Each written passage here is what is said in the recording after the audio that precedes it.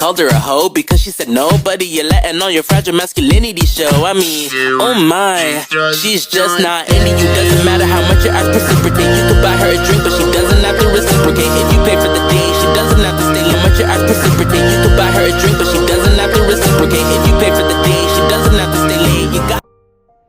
Assalamualaikum, halo semuanya. Kenalin, aku Fadil Fenita dari program studi pendidikan kimia Fakultas Ilmu Tarbiyah dan Keguruan UIN Raden Fatah Palembang. Aku di sini sebagai pewawancara dan temen aku. Halo, aku Sandra Putri dari program studi pendidikan teknik mesin Fakultas Keguruan dan Ilmu Pendidikan Universitas Sriwijaya. Aku di sini sebagai narasumber pada hari ini. Nah, di sini kami berdua akan membahas hal-hal yang menarik mengenai perkembangan peserta didik. Nah, berbicara tentang perkembangan peserta didik, menurut saya sendiri nih, bagaimana sih perkembangan peserta didik pada masa sekarang ini? Perkembangan peserta didik sekarang ya. Perkembangan peserta didik sekarang sih pada masa pandemi ini, mana pembelajaran yang dipakai kan pembelajaran daring dalam jaringan atau biasa disebut dengan tatap maya. Nah, situasi ini sih mendapatkan banyak pro dan kontra dari masyarakat tuh kan. Nah, yang menurut aku pembelajaran daring ini juga menguntungkan dan aman juga karena mengurangi penularan COVID-19 dan sebagai pengganti biaya ongkos yang biasa digunakan untuk sekolah bisa digantikan untuk membeli kuota. Nah, tetapi juga kurang efektif karena tidak semua siswa di tempat tinggalnya kan memiliki internet dan sinyal yang baik. Juga tanpa sadar, pengetahuan iptek menjadi lebih maju dibandingkan pembelajaran tatap muka karena sering menggunakan smartphone. Benar sih, emang benar sih kalau pembelajaran dari ini sangat-sangat sulit bagi peserta didik, apalagi yang rumahnya itu terpencil di daerah pelosok-pelosok itu karena sinyal tidak memadai di tempat mereka. Oke, boleh nggak aku tanya-tanya mengenai perkembangan peserta didik lagi, tapi lebih ke mendalam lah. Boleh.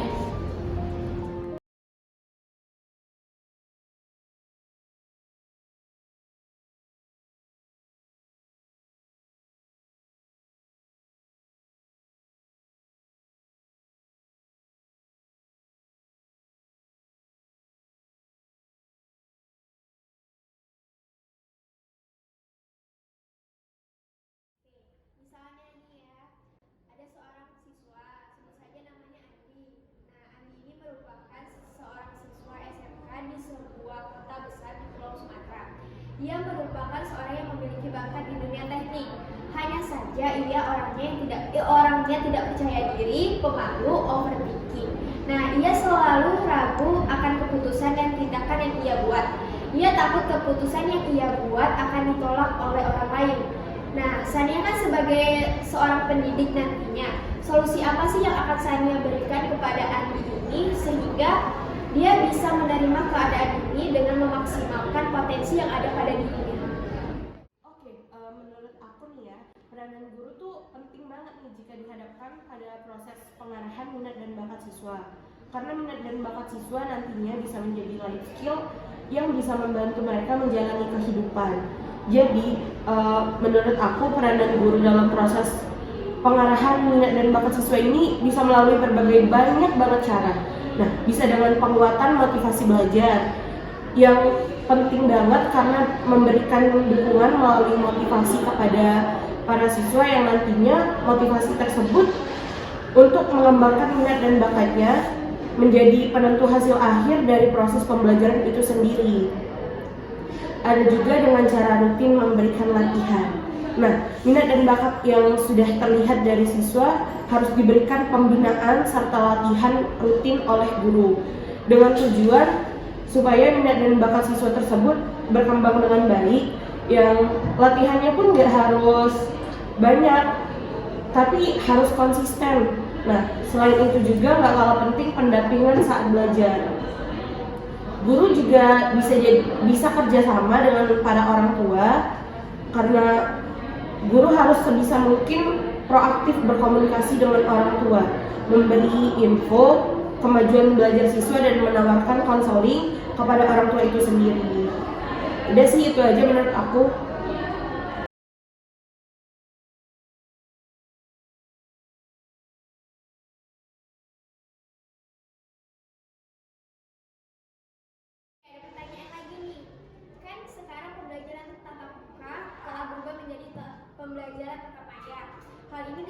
disebabkan oleh adanya pandemi COVID-19. Banyak kendala yang kita hadapi ketika pembelajaran daring ini, mulai dari sinyal buruk, kuota terbatas, semangat dan kemandirian peserta didik yang lemah dalam pembelajaran sehingga pembelajaran terkesan monoton dan tidak menyenangkan. Nah, bagaimana menurut saya sebagai pendidik agar dapat membuat pembelajaran tatap maya ini menjadi menyenangkan bagi peserta didik? Salah satu jalan keluar di masa pandemi ini dalam pembelajaran adalah tatap maya kan. Nah, agar kegiatan belajar mengajar secara tatap maya ini berjalan sama efektifnya dengan tatap muka, maka para pendidik harus membuat pembelajaran di tatap maya lebih menyenangkan dengan berbagai cara tuh. Salah satunya bisa dengan intuisi dalam mengajar. Yang dimaksud adalah guru dapat merancang kegiatan belajar yang sistematis dan mudah diikuti oleh siswa. Rancangan tersebut juga dapat diiringi dengan penjelasan yang memadai.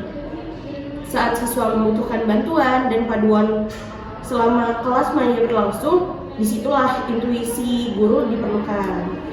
Selanjutnya bisa dengan cara perkaya daya tarik visual. Nah, kelas daring ini kan cenderung memiliki kesan bosan serta nggak menarik tuh, dan secara naluri orang juga lebih menyukai sesuatu yang menarik kan. Maka dengan menggunakan gambar, video, ataupun desain mampu menarik minat siswa, atau setidaknya sederhanakanlah tampilan materi yang disampaikan.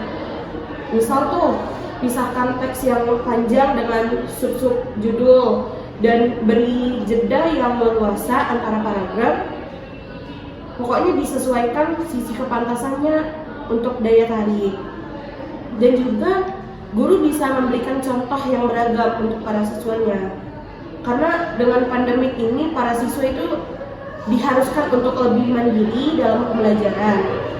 Ketika harus belajar secara individu di rumah, para siswa lebih banyak mengandalkan kemampuan pribadinya untuk memahami materi pembelajaran kan. Mengingat setiap siswa memiliki kecepatan dan gaya belajar yang berbeda-beda. Terus variasi contoh yang diberikan guru itu sangat membantu proses belajar banget. Jadi penyesuaian dengan keadaan pandemik sekarang ini sangat diperlukan. Meskipun sebagian besar dari pendidik dan siswa itu masih merasa asing dengan situasi ini kan. Kelas maya lambat laun pun akan terasa sama wajarnya seperti pembelajaran tatap muka. Justru banyak hal baru yang bisa didapat dan dipelajari tentang kegiatan belajar mengajar secara daring ini.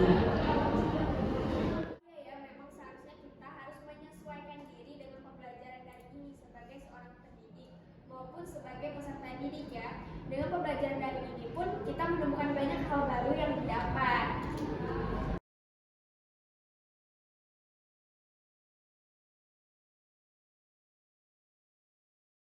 Pertanyaan lagi nih, kan yang kita ketahui bahwa emosi remaja itu cenderung tidak stabil kan?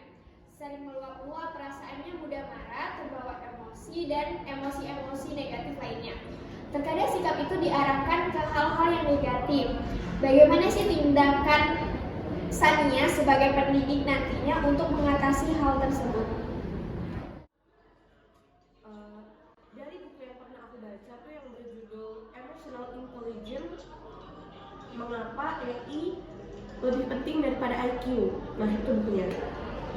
Isinya individu yang tidak mampu mengatasi perasaan-perasaan emosionalnya cenderung tidak mau memotivasi dirinya sendiri untuk melepas dari masalah yang ada di lingkungan sosialnya. Kemampuan mengendalikan emosi ini sangat penting untuk dimiliki oleh siswa. Dan sebagai pendidik, bimbingan dan konseling memiliki peranan penting untuk membantu siswa agar memiliki kemampuan mengendalikan emosi. Secara konseptual, bimbingan berperan sebagai upaya membantu individu agar berkembang dengan optimal. Cara yang dapat digunakan adalah dengan cara memberikan layanan dasar, yaitu memberikan bimbingan kelompok agar siswa mampu mengendalikan emosinya.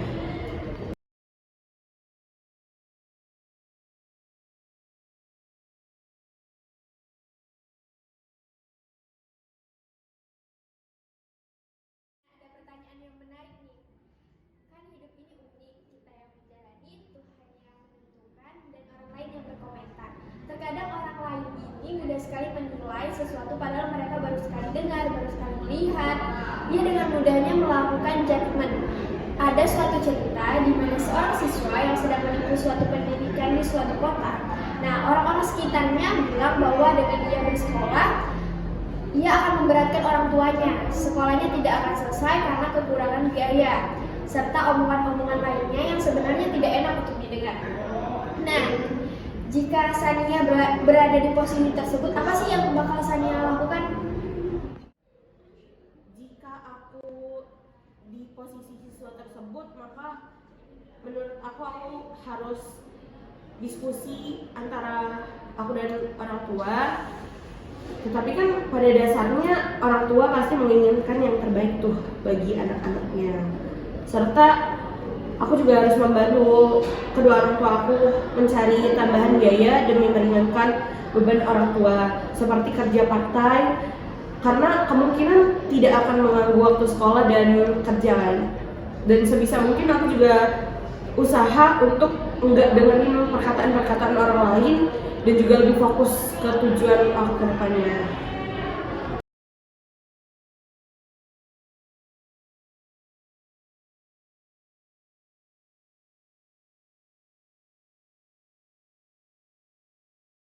Nah, jika tadi sebagai posisi siswanya, jika posisi Sania sebagai pendidik, apa nasihat dan motivasi yang Sania berikan kepada siswa tersebut?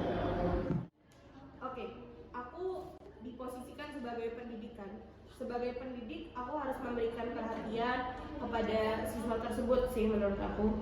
Salah satunya dengan cara meluangkan waktu di luar jam mengajar untuk mendengarkan cerita, memberikan motivasi yang kuat serta pemahaman kepada siswa tersebut, seperti membuat setiap siswa jadi ikut senang bergaul kepada gurunya, baik di dalam kelas maupun di luar kelas. Nah, hal ini tentu juga menuntut fleksibilitas yang tinggi tuh. Perhatian dan tindakan guru harus disesuaikan dengan kebutuhan masing-masing siswa. Nah, motivasi yang saya sebagai pengajar akan berikan kepada siswa tersebut tuh jenis motivasi ekstrinsik, karena motivasi ini timbul sebagai akibat pengaruh dari luar individu sebagai dukungan kepada siswa tersebut. Itu sih. Ada pertanyaan terakhir nih.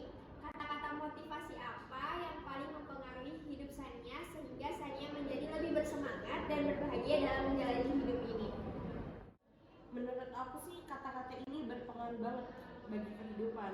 Kata-katanya, belajarlah mengucap syukur dari hal-hal baik di hidupmu dan belajarlah menjadi pribadi yang kuat dari hal-hal buruk di hidupmu.